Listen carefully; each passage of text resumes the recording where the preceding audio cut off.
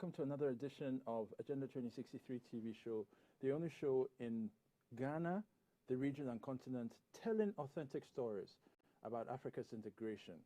And even though we have spent quite a bit of time talking about issues around the African Continental Free Trade Area, we have always sought to get back to the issue of Agenda 2063, the Africa we want, because at the end of the day, we cannot progress if we do not take these 7 aspirations of Agenda 2063, with the 7th aspiration being the AU as a global player. If we don't take that into account, we're not going to go anywhere much. Let's remember what happened with Brexit 3 or 4 years ago. We cannot afford to make that same mistake with Agenda 2063. So we're very happy for this show. Thanks to the production guys and the people who came up with this concept. We are very happy to be here, coming your way. My name is E.K Bensah Jr., your regular host for this show. Happy to be coming your way. Normally I come with 2 segments, APRM Watch, a year on East Africa. So happy to be coming your way once again. We're going to take a quick break. We'll be right back with the 2 segments. We'll be right back. All right, so welcome back from the break.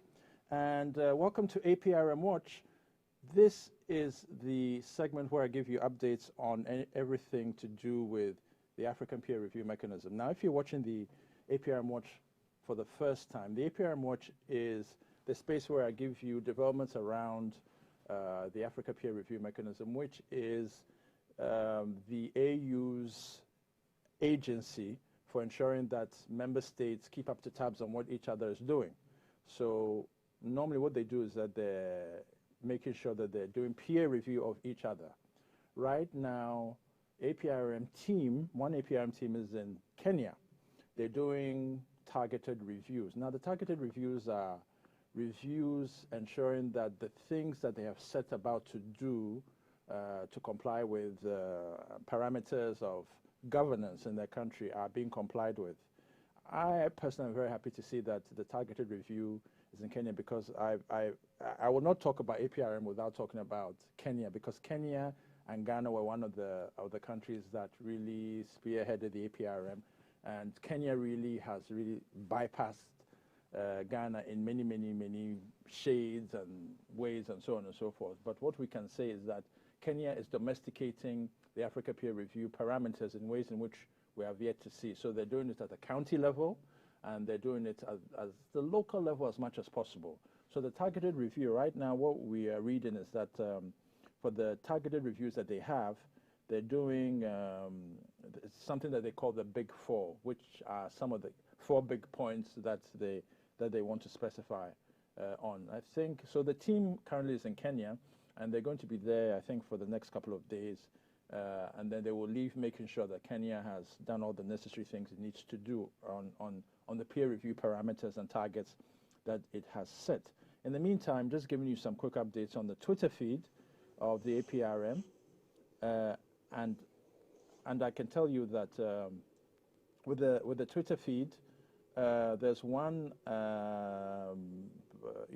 tweet by one Tessa Dooms, who says, "I'm so proud of the young people who participated in our APRM program in partnership with South Africa Institute for International Affairs." And then and then there are some other tweets. There are some other tweets as well that are talking about, what South Africa has done. As a global player. Yeah. What South Africa? It looks like we have a little bit of a technical problem with the phone, but we'll fix it very shortly.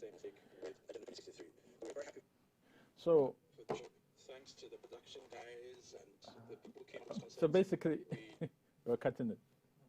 Okay. So basically, yeah. Sorry about that technical problem. It happens once in a while. But basically, the APRM, as I explained earlier, is in Kenya. We have the team in Kenya, and then there's some things that South Africans also are doing, domesticating the APRM at the national level. They've done a video. The youth in South Africa have actually done a video showcasing the things that they want the South African government to do for them as far as governance is concerned. And so already we are seeing certain countries working hard around the APRM, and we're also seeing a very vibrant youth that are concerned about seeing this particular APRM, this AU agency, making sure that it does the right thing for them as youth. What we can really say, and it's something that we don't always say, so we're going to say it on this show, is that since 2012, I think that the tenure of Nkosazana Dlamini Zuma, one of the things that became very, very prominent was social media around, the African Union. It became a lot more vibrant, and so we saw things like the hashtag of the Africa We Want and DG Trends, hashtag DG Trends for governance, and so on and so forth. So it's something that the youth who have come along have now really adopted. It's become kind of very, very, very mainstream, and with a lot of things that have been happening with the coup in Burkina Faso, where it broke out on Twitter, and the AU got wind of it, and they responded on Twitter and all these things, we can see that social media is playing a very, very critical role. So obviously, we are seeing the AU, we are seeing the youth, we are seeing social media all cohering in a way that makes the APRM a lot more vibrant than probably would have been if social media did not exist. So this is a quick update of developments around the APRM. Happy to be giving you very important updates in the next edition of the show. We're going to take a very quick break, and then we'll get into the ear on East Africa. We'll be right in a minute. We'll be right back.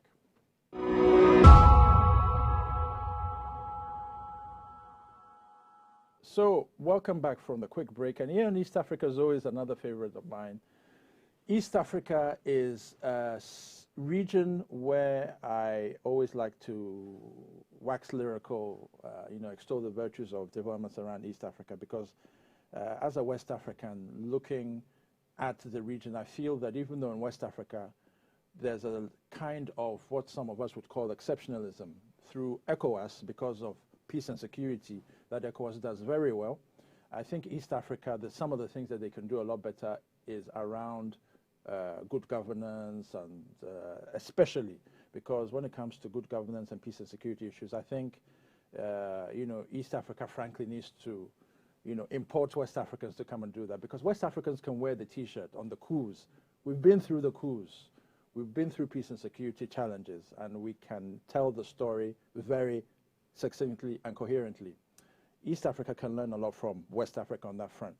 When it comes to economic integration, on the other hand, I think East Africa is leading. They're doing very, very important and good things. We know that East Africa is where mobile money started. Kenya started mobile money. And so very happy to know, for example, the Safaricom, from where Kenya, this whole thing originated, is now going to Ethiopia. Just a couple of days ago, Safaricom delegation was in Ethiopia to finally seal the deal on making sure that Safaricom will start operations in Ethiopia. Some of us are very happy to see that, and some of us are also calling on Safaricom to come to Ghana. We want to see Safaricom in Ghana to give us seamless mobile money, transactions, because a lot of the time it lags with the current ones that we see. Safaricom is doing very, very well in East Africa, and we hope that it will expand to parts of West Africa and come to the home of the After Secretariat as well, so that we can have a better interconnected system all over. But that's just a personal view. Let me just give you a quick update on developments around East Africa, a quick roundup on the Twitter feed. So for East Africa, a quick roundup, East Africa, Burundi has reopened borders with Tanzania and has suspended mandatory quarantine. We're very happy to be reading that. Somalia denies reports its troops fought in Tigray. Tigray is the region where Ethiopia has become embroiled in the whole conflict. Now, there's one particular tweet which is very exciting to see, a tweet of an infographic that shows Kenya, Uganda, Rwanda, and Tanzania and Burundi, shows the budget, the GDP, and population in 2020. A very nice infographic highlighting the regional budgets. And Kenya outclasses all of them. Kenya is very big, of course, bigger than Uganda, than Tanzania, than Rwanda, than Burundi. And Kenya's budget is 3.63 trillion shillings, and its GDP per capita is $1,187, $817. and its population in 2020 was 53.8 million. That compares to Uganda, whose population was 45.7 million, Tanzania, whose population is 59.7 million, and Burundi's population is 11.9 million. But when we come to the budget very quickly, and finally on this infographic, Burundi's budget is 1.7 trillion francs. Tanzania's budget is 36.26 trillion shillings, and Uganda's budget is 44.7 trillion dollars, and Tanzania's is 36.26 trillion dollars. Very interesting. I'm just wondering about the $1 trillion. Maybe it's in shillings. They made a mistake there, but nonetheless, you can see that Kenya is huge, with a population of 53.8 million and a budget of 3.63 trillion shillings, which is quite huge. Budget Day was on 10th June in East Africa, and one tweet by Africa Confidential says that Budget Day on 10th June in East Africa meant that more borrowing as the region's three biggest economies unveiled tax and spending plans for the coming year, all planned to fuel an economic revival in coordinated piece of Keynesian expansion. Now, for those of you not too familiar with East African politics and governance, one of the beautiful things for me about East Africa is the fact that every June, each of the countries in the community, the 6 member states, have one particular day they call Budget Day, EAC Budget Day, where all of them give an overview of their budget on that day.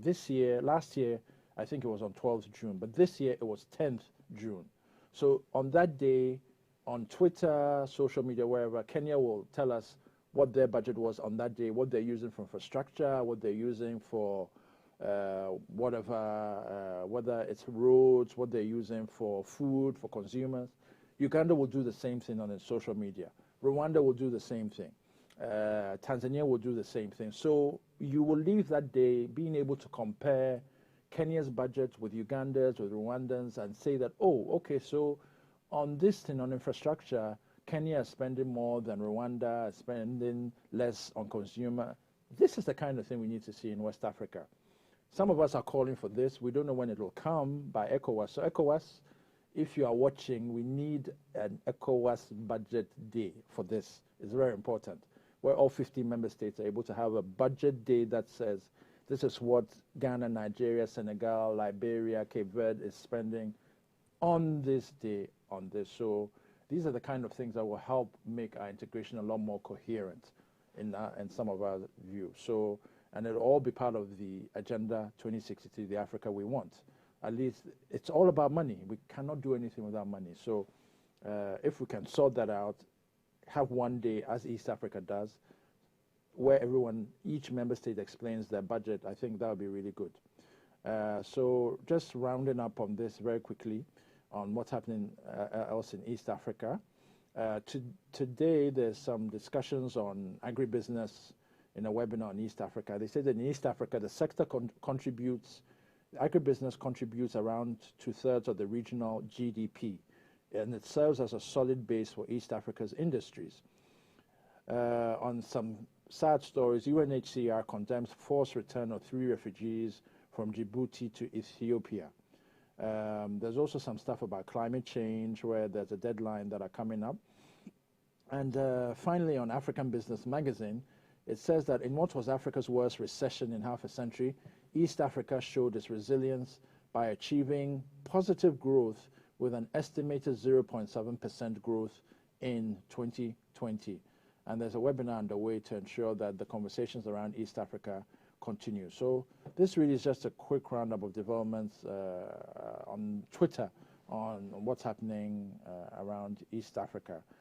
It's very easy to get these updates. You just go to Twitter, do #EastAfrica, and just get a quick update of what's happening in the region.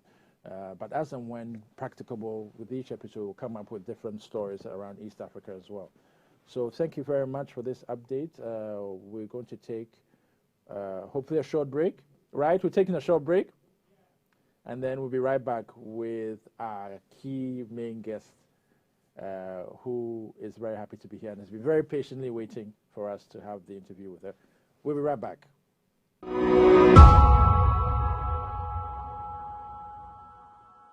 So, welcome back from the break. My name is E.K Bensah Jr., a regular host for Agenda 2063 TV show. And today, I'm very happy to have Christal Spel, Dr. Christal Spel.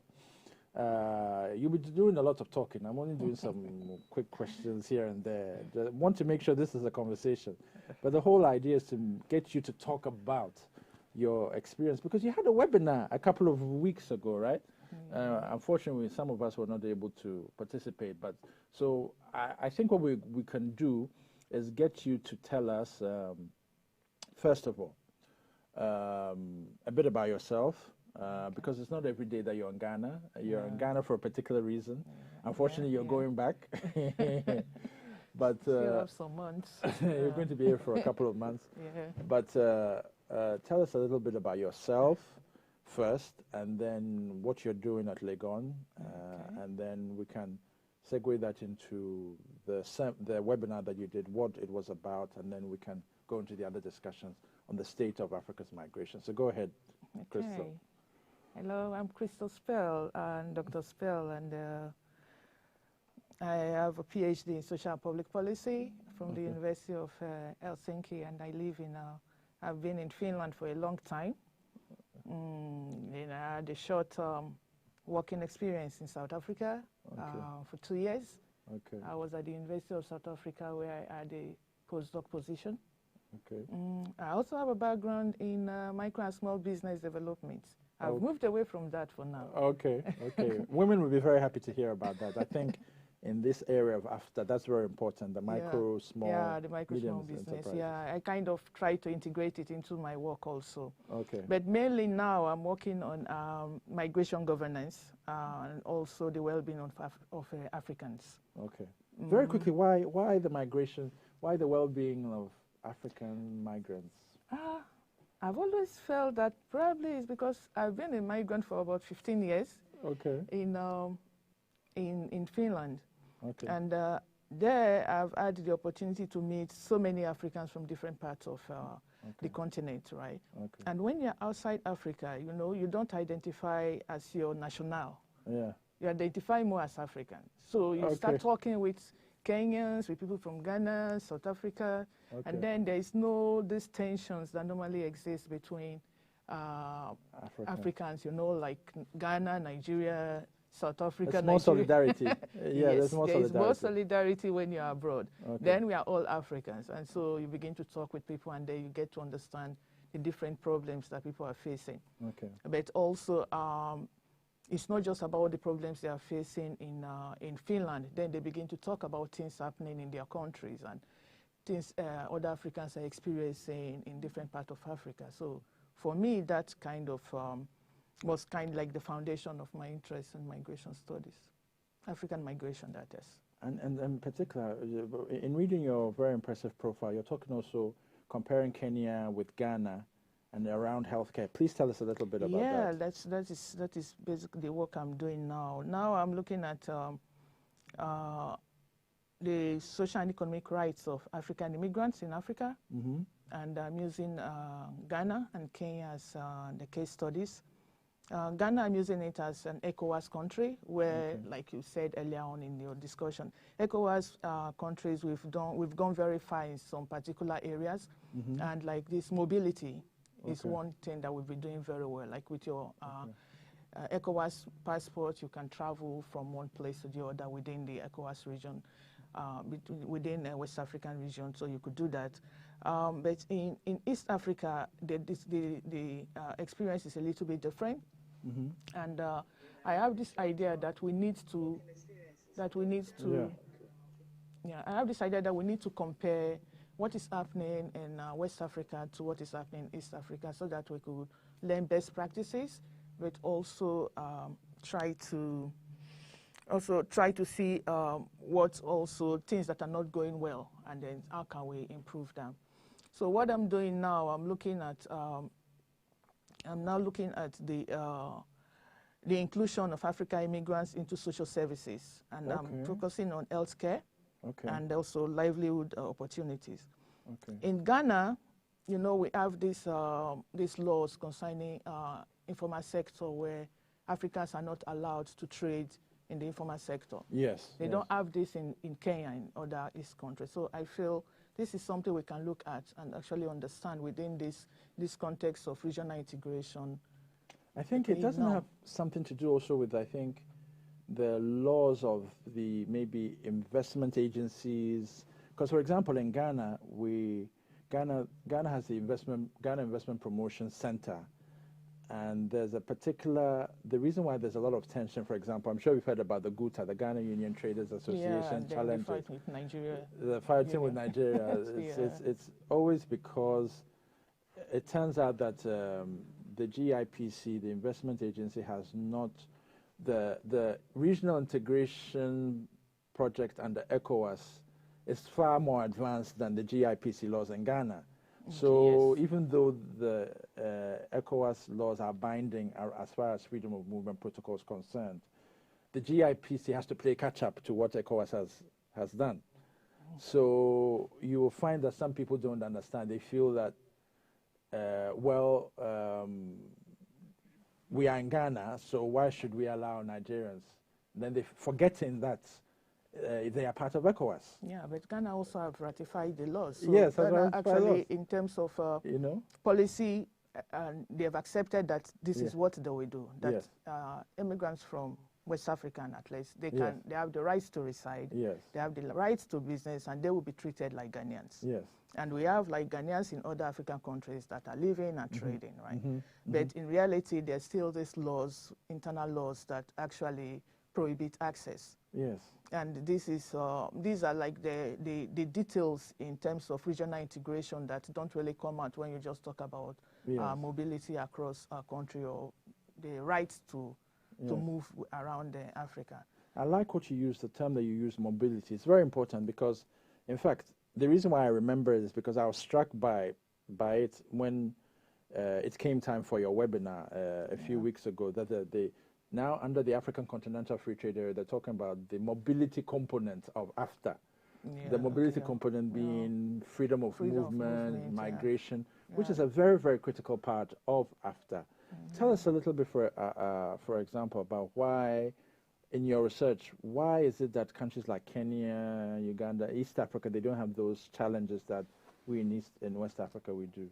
I think from my opinion is that, one, you know, they have this language that they can use across countries in East Africa, like Swahili, right? So you could speak, even if you are in Uganda or Tanzania or Kenya, they can understand themselves and they can move around themselves. So I think we don't have that in West Africa. So for us, it's like a challenge. It's a constraint also. The language also is one thing. Language is one big understand. And also in West Africa, there are quite a lot of us. We have big countries like Nigeria, for example. And if you really look at it, most of these countries, they have problems with Nigerians. Nigeria, right? Because Nigeria is so big, there are so many. So even if you have few people in these places, it becomes a Nigerian problem, and not just a problem with probably that particular person or the particular group of people that they had. So that's why in West Africa it's more difficult. That's what I think. Because I think in East Africa, they don't have a lot of these internal problems that we have in the West Africa region.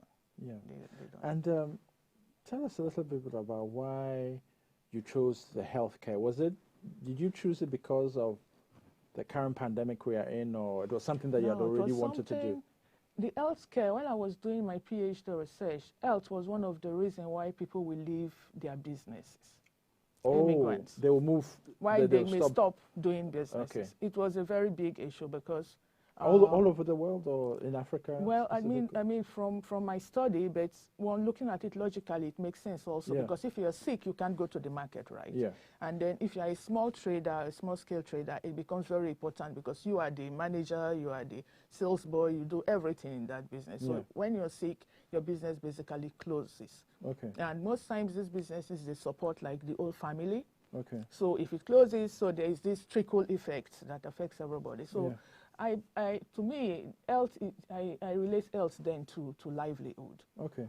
And so the access to health services becomes really very important, even within the framework of this of the African Continental Free Trade Area, because you need elderly people to do their businesses also. Yes. Yes. So that was my interest in health. Like I told you, I had a background in businesses, entrepreneurship.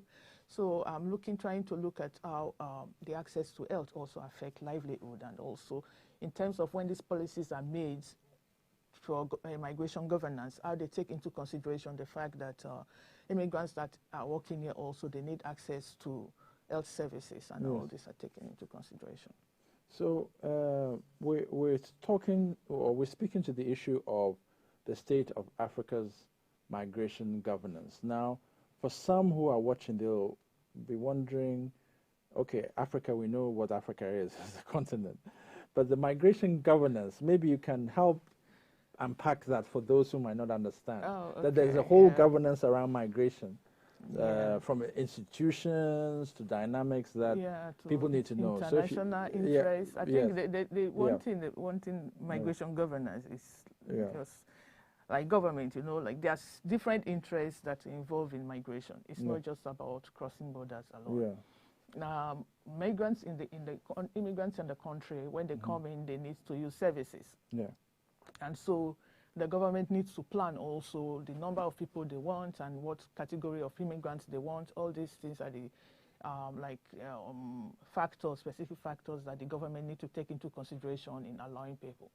However, because people from that same country, they move to somewhere else, so there's this interest involved. So the question about migration governance then becomes like, how do you not just say that your people outside your country are being treated well, but the immigrants coming to your country, that they have their rights are protected, but also their rights does not affect the citizen, the life of the citizens in a way that the citizens will not be living very well. And so it also involves the use of resources. The government have to think how much they have to take care of the new people coming in, and also seek care for their citizens.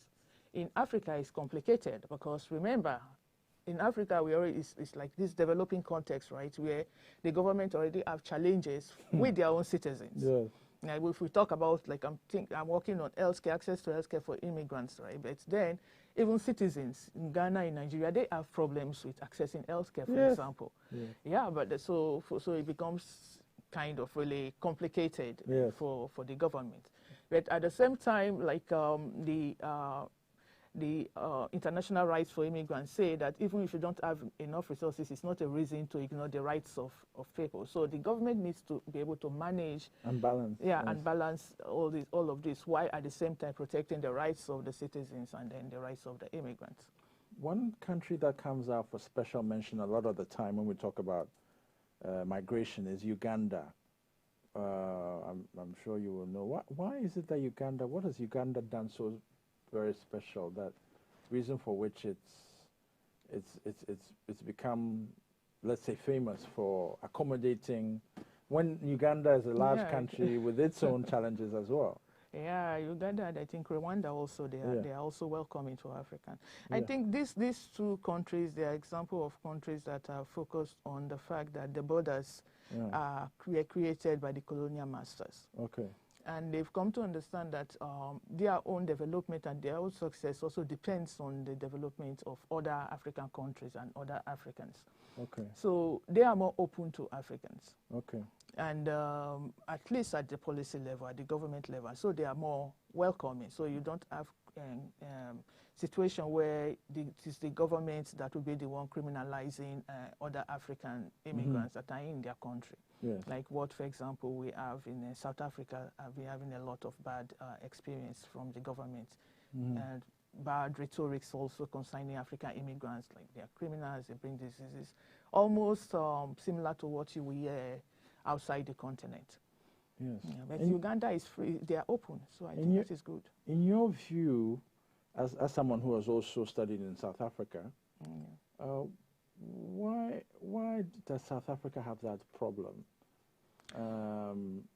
And I want to link that question with the fact that, with the background that South Africa is also part of SADC, as you will know, that has challenges with freedom of movement already. They have a protocol that has been there since 2005, and they're not ratifying or implementing it. I don't know. South Africa is one of the hostile parties even in that freedom of movement. South Africa, they always say, it's a special case in Africa. It's a special case. In Africa, although at the same time, people have argued that we should not try to make them so special, the part of Africa, but there are so many reasons. Several people have studied and written about the xenophobia, or they call it now Afrophobia in South Africa. There are economic issues in terms of the gaps between the rich and the very poor is really stark and really high. And so in that kind of situation, the poverty or the economic challenges of the people have been weaponized by politicians to the extent that if you say, why are things not working very well in the country, it's very easy to point immigrants. And so they have this situation in the country where if immigrants are working and doing very well, then they are accused that they are taking the jobs of citizens. And if the immigrants are not doing very well, then they are taking using the social services of the country. So whichever way the immigrants are like the reason why things are not going very well in the country. And we have this situation where governments, presidents or leaders, political leaders, they are quite vocal in criminalizing immigrants. We have authorities, the people that are working in agency, they are also very active in also criminalizing immigrants. And then the citizens also, they are very active. I think I must say South Africans are quite active socio-politically.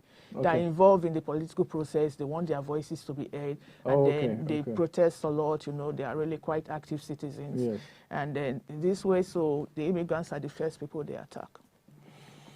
That doesn't help migration governance in any way. So we have the ones that are doing very well, the Ugandans, the Rwandans, and then we have the bad boys in South Africa.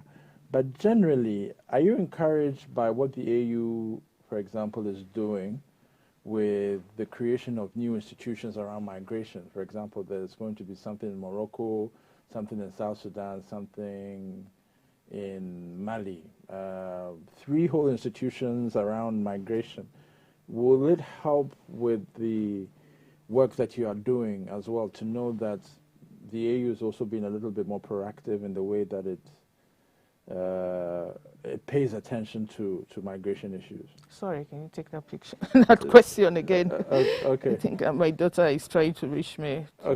Okay, no problem. So I'm asking about, are you encouraged by the fact that the AU has migration, is paying a lot more attention to migration issues with the establishment of new institutions, one in Morocco, a research institution in Morocco, one in Mali, and another in South Sudan. I think this is probably the greatest expression yet of the AU saying, you know, we take migration seriously. Does this kind of new dynamic help further the work that you do? Does it make it a lot easier knowing that, even though I'm sure they're only just starting, they haven't really started building? But I mean, it's good they are paying more attention to migration, especially statistics. But also remember, there's also the external interest in that. The EU and how it relates to this emphasis on irregular migration to the EU, and they are trying to move the borders to Africa to control and curtail irregular migration. So it's in their interest. Of course, it's in their interest because they are also trying to forward to promote mobility within Africa. And one very important thing that we need for that is statistics on migration. So this research institute that they are establishing in different countries are very good. We promote that. And also Morocco also, I think, is getting more involved in trying to be more open and more welcoming to African immigrants. So I was very happy that they established one of those institutes in Morocco. Maybe there will be a lot of exchange. Yes, definitely. And as we begin to wind down on the show, maybe one of the things that you can tell us is a bit about the webinar that you had a few weeks ago, Yeah. how that went, and then some takeaways. I had the public seminar where I was making the arguments that that we have to start thinking differently about migration governance in Africa, and instead of the focus on border control, we should be thinking more of a capability approach where we think of how can we enable people to be able to be more productive, to be able to achieve their best financial contribution or their best capacity to produce. Right, that this emphasis on border control does not work in Africa. One, not just because, of course, we all know that the borders were kind of arbitrary, they were created, they're false borders, but also we are promoting this integration, and we are looking at Africa, and we are already doing this Africa continental free trade agreements where we expect that people will travel around trading. Now, in that context, it doesn't make sense for us to continue to think about migration as border management, because if we still have that context, right, is even though we have policies that states that they should protect the rights of immigrants, but at the access point, at the point where people are using it, you will still find individuals emphasizing this control, and it still kind of foments or facilitates this social atmosphere of hostility towards immigrants. So rather than looking at migration governance within this context of regional integration, rather than looking at it as a means of controlling people, let's think more like, what do we need to do if we start thinking of a means of facilitating the capability of people? And if we do that, then that's when we start thinking more of like people we need. If you have more immigrants moving to a particular country, then we need to use more services, right? They will have access to social services. So what does this mean for the country? So then, in that sense, we are not only talking about the rights of immigrants, but then we are also talking about the capacity of states to manage the movement. And then the planning will be different. Because now what we have a lot of discussion on immigrants' rights, right? And you have laws and regulations that are coming up on how to protect immigrants' rights. And then we have this, the governments, they are pressured, of course, internationally, so they sign and agree to this, these rights that they will protect it. But then they are not able to do it.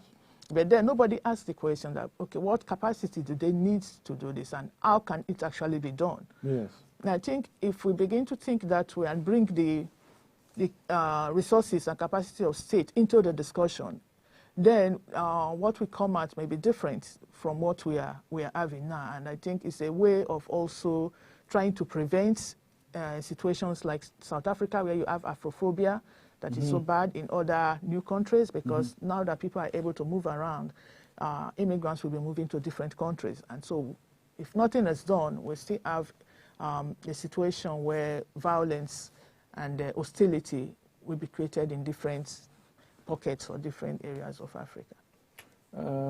Finally, in your takeaway, getting back to the issue of the mobility components of AfTA, in your view, how can we make the African Continental Free Trade Area a lot more equitable in the context of the discussion of Africa's migration? How can we make it more equitable? We need to bring into the discussion the social and economic, not just rights, but experiences of immigrants. The experience. If you say people should move around, which is good, they should move around to trade. Now, we also need to know the fact that they are moving around creates social pressure on the countries that they are going to, creates economic pressure on the countries they are going to. So what are we doing? What are we doing at that platform of the Continental Free Trade Area to take care of this kind of social and economic pressure that will come? There will be wage differentials. There will be, it's not just about mobility. We need to also talk about the consequences, the social and economic consequences of this free trade agreement. Brilliant. Well, Christal, I'm sure this will not be the last time where we will engage you, of course. I hope so. But I'm very happy that you were able to make time out of your busy schedule also to help unpack the state of Africa's migration governance. We have obviously not exhausted it, but we have at least made the effort to do so. So thank you very, very much for that, and thank you for taking time. Thank you, Manuel. Viewers, once again, this has been another edition of Agenda 2063 TV show. I'm your regular host, E.K Bensah. I'm very happy to have come your way with the two segments and also with the very fantastic insights from Dr. Christal Spel, whom we hope to retain in Ghana for longer than the time that she has. She's given some very, very useful things, which we can only get in books, online and the webinars and so on and so forth. So we hope that we can get her for another interview and part 2 before she returns to Finland. But very happy to have had her here. And we pray that she has a good stay as well at the center here in Legon. So we wish her all the best for her studies. Thank you, Christal. Thank you. So once again, do remember to continue pushing for the Africa we want, because at the end of the day, Agenda 2063 is the African dream. So let's all push for that. Let's do it the very best we can, whether it's silencing the guns, whether it's the African Continental Free Trade Area, whether it's Day of the African Child, whether it's all these other African contexts and discussions that we have. Let's keep pushing for Agenda 2063. Once again, thank you for the production team, to Association of African Universities for continuing to make this a stellar show by way of content and also production. And we hope to get as many comments as well, scrolling across, whether it's WhatsApp, whether it's Twitter, at AAU, at _AAU67. Facebook is Association of African Universities TV. YouTube is Association of African Universities TV. We have some 18.7 thousand subscribers on YouTube. We're very happy to have that. We hope to see more followers for Association of Africa University TV, doing a great job for Mother Africa. So once again, my name is E.K Bensah Jr. Thank you for the show. Hope to come your way next time with some more interesting content. We'll speak to you next time. Have a great day. Goodbye.